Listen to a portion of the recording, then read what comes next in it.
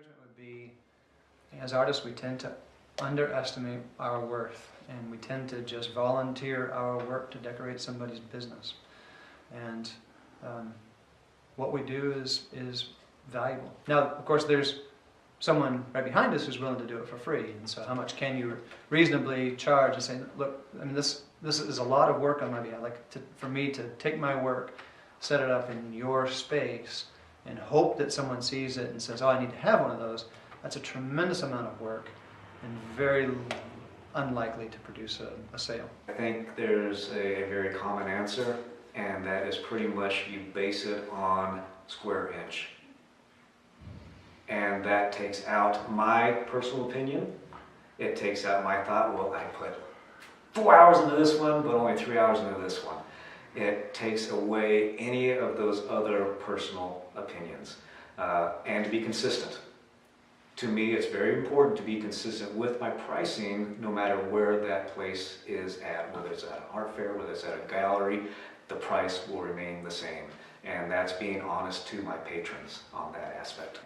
I decided a long time ago that the way I was going to price my artwork was with a square inch formula, and I've kept to that. So I take the square inches of the canvas, I multiply it by a factor, and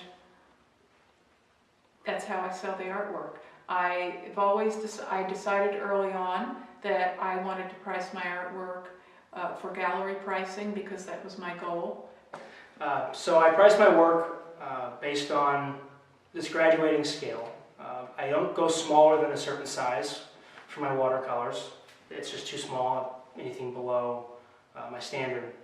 As it gets larger, I have a formula in place to calculate what the price should be so that it's not exaggerated, so it's consistent with the pricing throughout based on the square inches.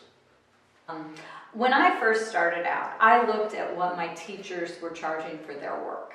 And I knew that my work obviously wasn't as good as my teacher's work. So I kind of went down from there. And then I calculated it so I could come up with a square inch price. And I applied that to the different sizes that I make.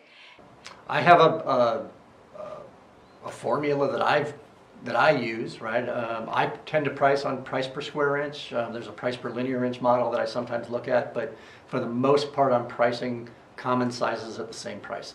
And you know, the trick to that is then what is that right price per square inch? How do you find that number? And that's trial and error. You got to test the market and see what happens. So it really is learning, trying, selling.